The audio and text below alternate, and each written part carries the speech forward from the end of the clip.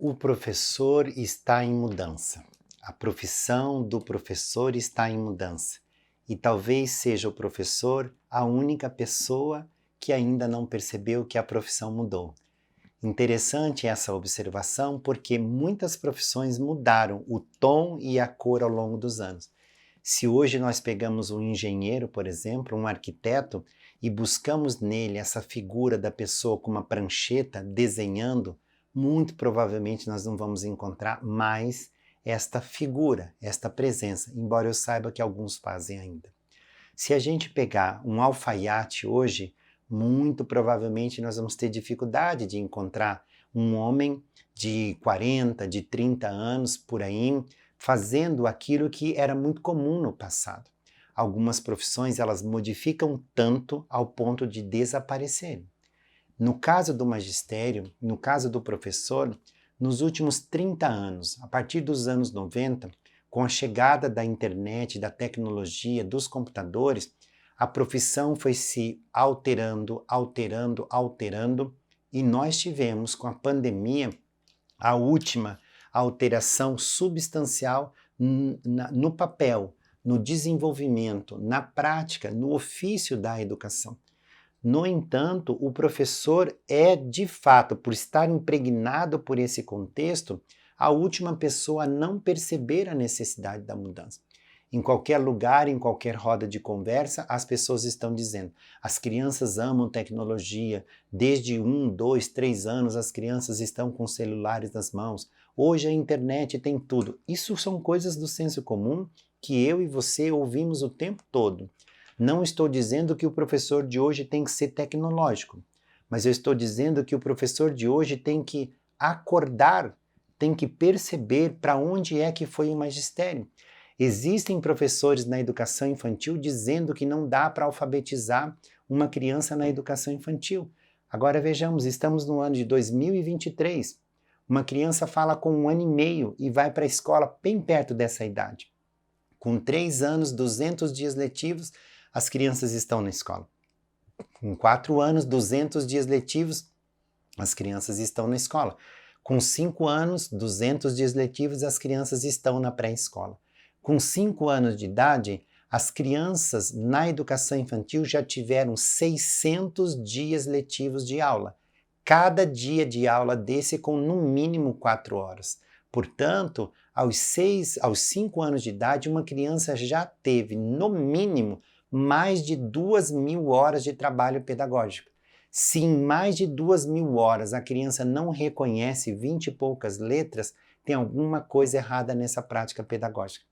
Mas aí o educador vai simplesmente olhar para mim e dizer: mas não é só letra que a gente ensina e não é só letra na educação infantil.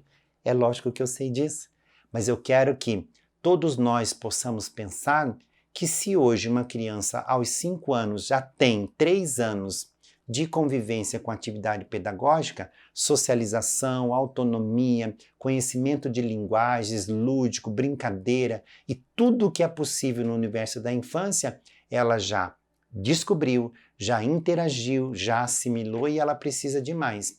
Essas questões todas precisam de verdade ser levadas em consideração, porque senão o professor segue dizendo: ai, não faz isso na pré-escola, não faz isso, não faz isso, mas as crianças estão evoluindo, e só o professor que não vê, só o professor que não sabe ou não quer saber da mudança.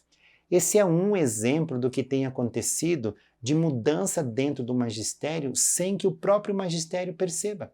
A internet, mais de 30 anos atrás, já estava dentro da escola e até hoje tem professor que tem dificuldade, mesmo tendo feito ensino híbrido ou remoto durante a pandemia. Mas é só mais um exemplo para dizer que há centenas de constatações como essa dentro do magistério sem que o professor perceba. E isso é óbvio, tem um impacto.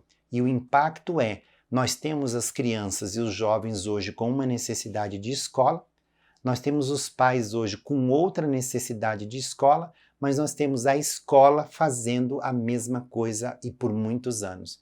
Ou seja, em qualquer lugar do Brasil, na rede pública ou privada, você chega lá, tem um quadro, um professor na frente desse quadro, um monte de carteira e as crianças e os jovens sentados na frente desse quadro, tentando escutar e entender uma aula expositiva, sentados por 3 ou 4 horas. Salvo uma ou outra atividade mais motivadora, ou mais concreta, ou mais interativa, o dia a dia da escola é exatamente igual 30 anos atrás, 40 anos atrás, 50 anos atrás, 100 anos atrás.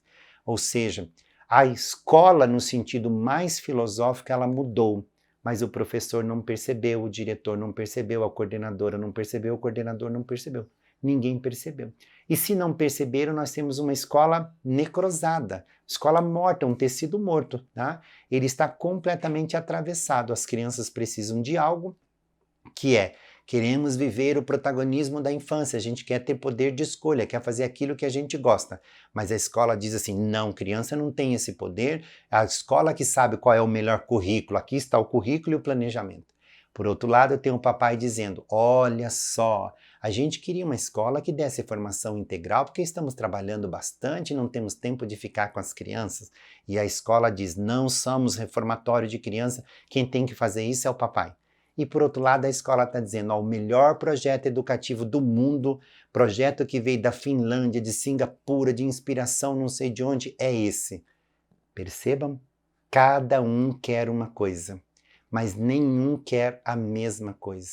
Enquanto essa equação não for resolvida, de fato, não existe identidade de professor que dê conta de um projeto educativo como esse. O nosso projeto educativo não dá certo e não vai dar certo enquanto estivermos diante de contradições tão profundas como essa.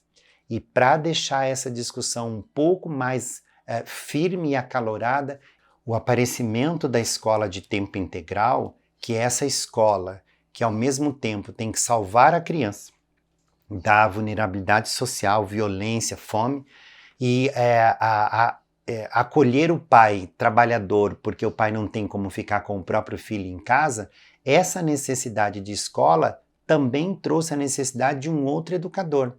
Então vejamos, tudo isso que nós já falamos aqui são necessidades de um novo educador, de um novo perfil, mas que nós não estamos vendo esse perfil aparecer na prática. O que nós estamos vendo são pessoas, não estou usando o nome nem de professor e nem de educador. O que nós estamos vendo hoje são pessoas buscando pós-graduação, pós-graduação, pós-graduação e mais pós-graduações e entrando nesse universo chamado escola. Mas pessoas com diplomas dentro de escola não são educadores. Pessoas que possuem diplomas, o fato de elas possuírem diplomas e licenciatura não transformam elas nem em educadores e nem em professores. São só pessoas que possuem diplomas de licenciatura ou bacharelados. Para você se tornar educador ou professor, o caminho é muito longo. É uma construção de vida inteira. Você precisa aprender a olhar, precisa aprender a ver, precisa aprender a compreender e precisa lembrar que o magistério é a única profissão que se profissionaliza em serviço. Você pode estudar todas as teorias do mundo, mas é a sala de aula que vai ensinar. São as crianças, os alunos que vão moldando quem nós somos como educadores. E é para isso que eu conclamo você neste momento. Se de fato você tem questionamentos, críticas, está infeliz com o magistério, você precisa pensar onde é que está a tua infelicidade, a tua não realização, o teu problema com o magistério, o seu problema com o magistério, porque o magistério ele segue intocável, ele segue impecável na sua essência. A sala de aula é o lugar do mundo mais conservado.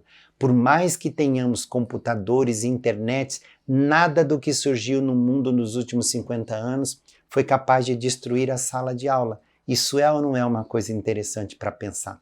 E se é interessante para pensar que a sala de aula resistiu todas as últimas mudanças do contexto social, se nós estivermos lá no meio e absorvermos todo esse poder que a sala de aula tem, nos transformaremos em super-heróis, que nem precisa. Não precisamos nem de super e nem de heróis. Precisamos apenas de humanos nas salas de aula. Então, a mudança para o magistério já foi conclamada, avisada, despertada há muito tempo.